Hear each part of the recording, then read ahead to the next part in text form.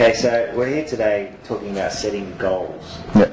And how you set goals. Mm.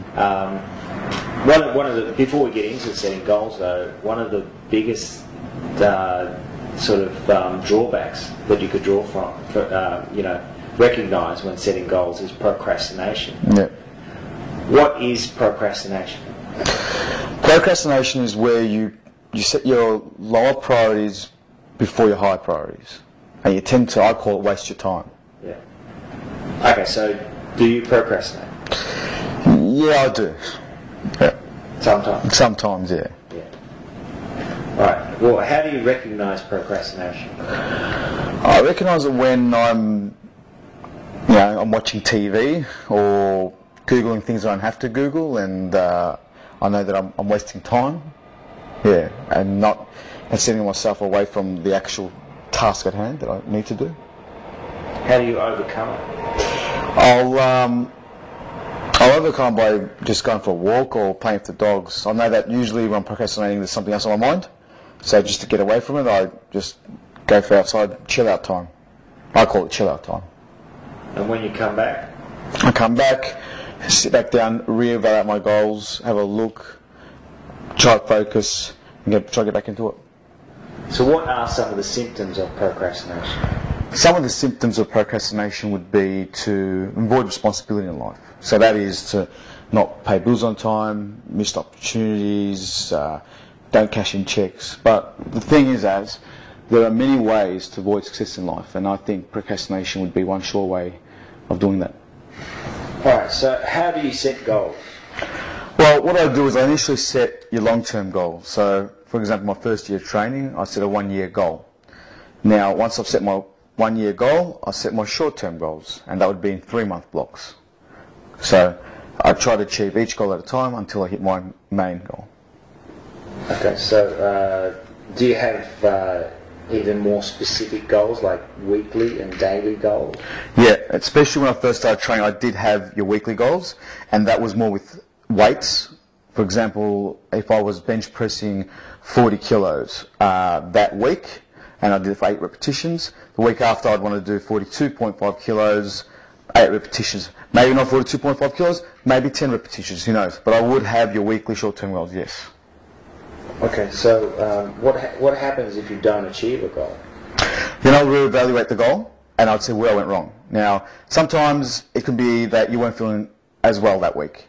So there are times, or there was something in your mind, you may not hit your goal, but then you try again the week after. If the goal seems like it was too much, for example, sometimes some people, they jump the gun, they get too excited and they set really high goals, then you evaluate, bring it down a little, that way you'll be able to hit it. So I want to talk a little bit about affirmations. Affirmations can be negative or positive.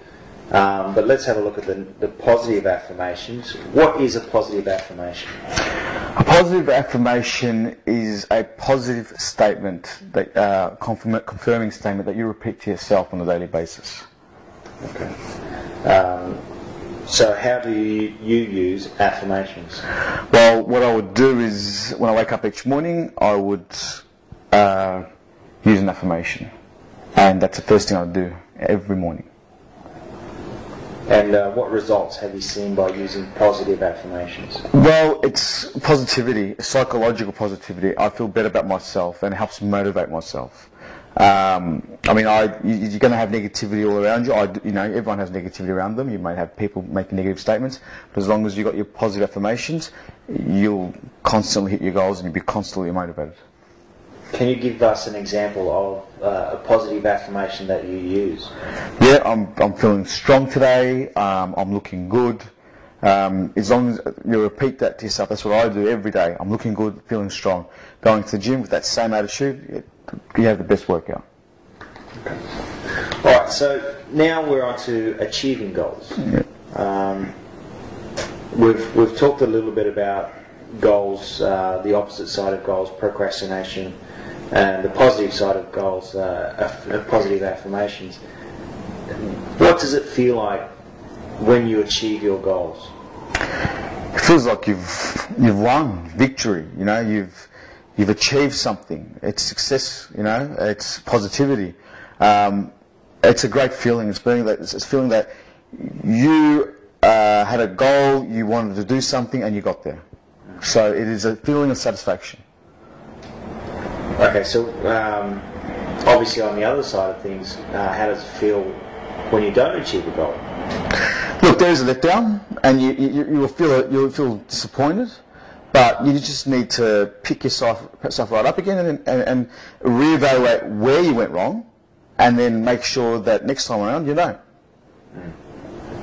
So what happens after you achieve your goal? I think you need to reward yourself, and that's what I do. I think whether it's a day of treat where you may have a special dinner, or you may do something fun, whatever it is, you need to reward yourself. So it'll definitely help you achieve your goals a lot easier if you know that once you achieve it, you're going to reward yourself with something.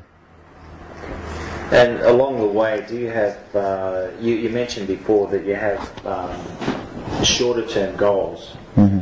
Do you reward yourself after each goal is achieved, or do you just wait for the big one? I do reward myself after each goal has been achieved, and if it might be a small reward, so for example, if I was going to say a food one, a small dinner for achieving my goals, and with my major goals, a massive all-you-can-eat. All right. So can you give me an example of goal setting that you did for when you won the IIFYM back in 2003?